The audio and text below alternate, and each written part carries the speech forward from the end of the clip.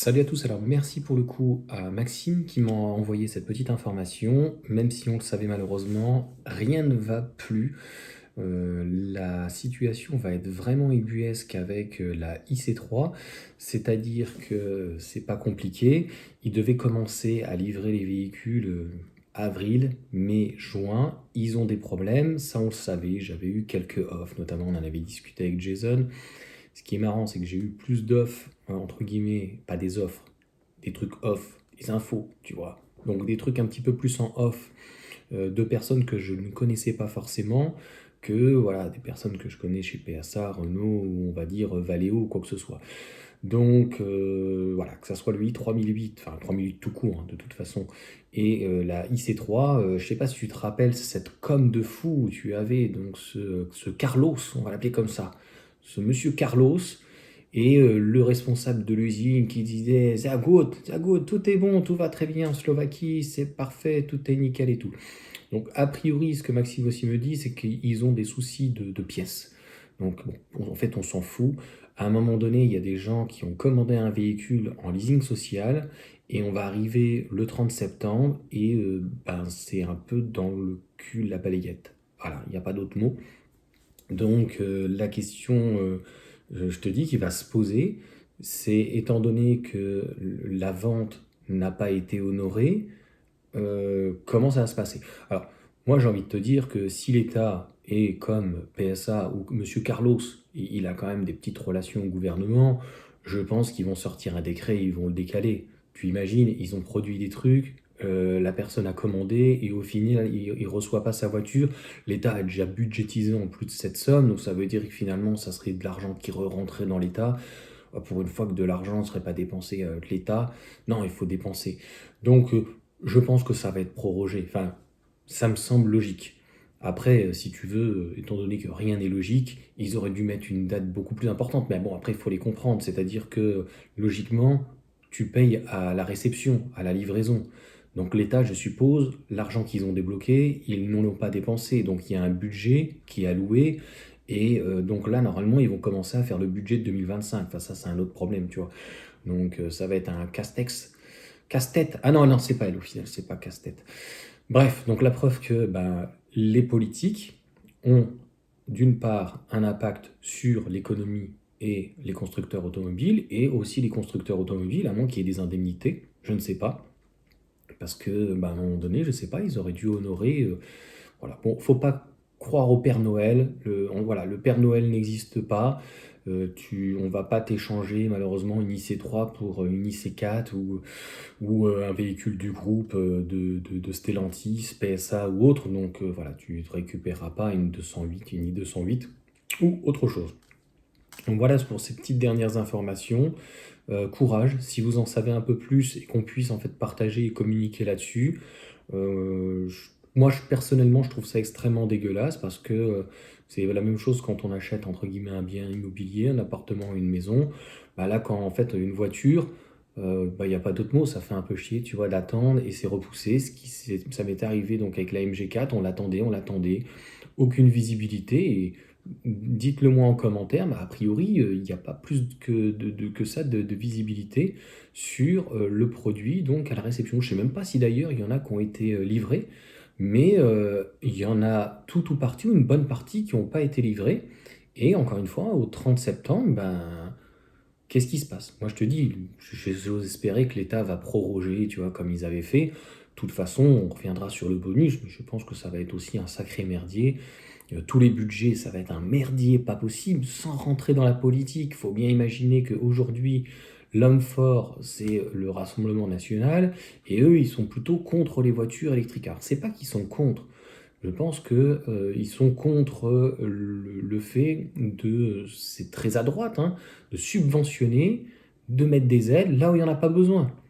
Hein. Donc, moi, je trouve que c'est logique. Et pareil pour toutes les aides, on va dire, sociales, à un moment donné, ben voilà, une voiture, ou même dans l'immobilier ou autre, ça ne doit pas être subventionné.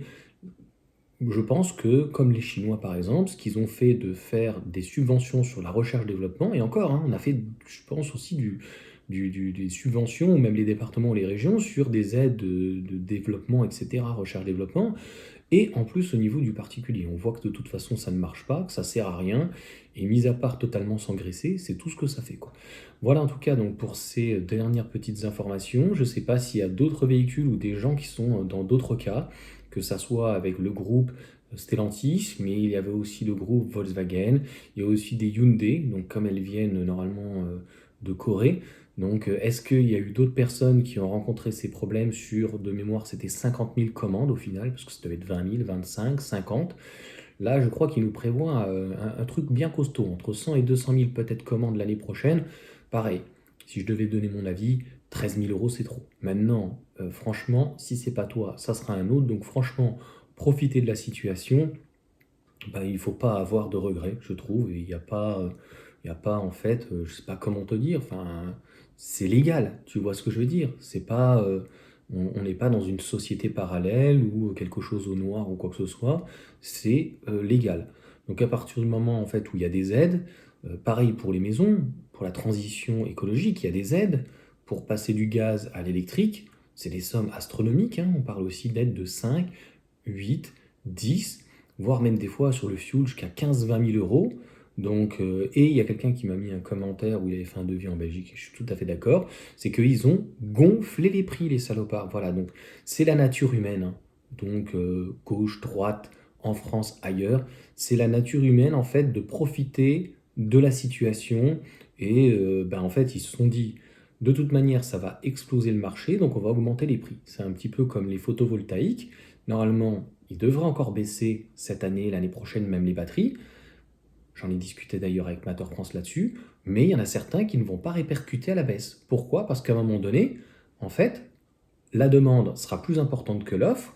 Donc s'ils baissent les prix et qu'en plus ils ne peuvent pas répondre à l'offre, ben, au final, il vaut mieux, et c'est ce qu'ils feront, augmenter les prix et pour rétablir en fait l'offre et la demande. C'est toujours comme ça. Et c'est pareil donc, dans l'automobile, au niveau donc, des voitures qui sont un petit peu trop chères au départ, soit il y a des remises, soit le prix en fait a tendance à se casser la gueule, et à un moment donné, quand le marché arrive à un prix d'équilibre entre l'offre et la demande, que l'offre n'est pas trop importante par rapport à la demande, ou que la demande, voilà, le budget est un petit peu plus serré et arrive à rencontrer donc l'offre qui est un petit peu plus basse, ça se corrige et ça se fait en fait de toute façon toujours d'une manière naturelle. Mais ça, nos élites n'ont jamais rien compris à ça. C'est pas en fait en faisant des aides ou des subventions qu'on va venir en fait égaliser. Ils pensent, ça c'est beaucoup de nos députés, que ça soit à droite mais beaucoup à gauche, qu'avec de l'argent on va tout résoudre. On ne résout pas tout avec l'argent.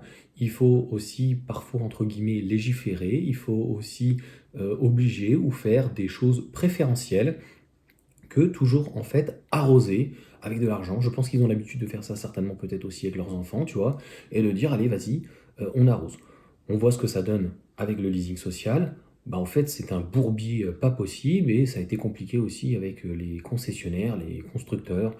Enfin, je pense que c'était une véritable usine à gaz. J'espère qu'ils vont en tirer des leçons de l'année prochaine parce que va y avoir aussi peut-être le même problème avec la R5, notamment celle qui arrive, qui doit arriver à 25 000, peut-être aussi avec une nouvelle chimie de batterie. Donc, si en fait ils n'ont pas les délais, comment on fait? Au moins, ne serait-ce que pour satisfaire le client, tu vois, qui attend, bah, je crois qu'elle était promise depuis avril-mai. Donc, ça, c'est toujours en fait très très très gênant. Donc, bah, je sais que même chez Tesla, il y a eu ce problème-là, mais je ne sais plus avec quel constructeur. Je ne sais plus si c'était la Grande Autonomie ou d'autres, des gens qui ont vendu leur voiture, qui l'ont soldée, qui devaient la recevoir, et ça c'est pour tous les constructeurs. Et puis, il y a un manque de transparence. Voilà. Quand est-ce qu'elle va être livrée? Et je pense qu'il y a des gens aujourd'hui où j'enregistre, on est le 9 de mémoire, et il y a des gens, je pense qu'ils n'ont aucune info s'ils vont l'avoir ou pas le 30 septembre. Ça, franchement, c'est et sans solution apportée. Donc c'est comme d'habitude, c'est très social, sociabilisant. En gros, démerdez-vous déjà, et puis on verra avec l'État. Voilà, c'est l'État qui doit tout régler. Non, à un moment donné, ils ont signé un contrat, il y aurait dû avoir en fait une clause où, voilà, un remplacement, faut qu'ils prêtent un véhicule et que derrière, en fait, au niveau du décret ou quoi, parce que franchement, ça va être compliqué. Voilà en tout cas pour cette petite vidéo un petit peu longue, explicative et puis en fait, bah, courage en tout cas, bon courage. Bon courage, donc courage et puis, tenez bon et j'espère en tout cas, bah, que l'État va trouver une solution au problème, non pas de l'État, mais bah, des constructeurs qui n'auraient pas livré les véhicules finalement à temps. Allez, sur ce, ciao à tous.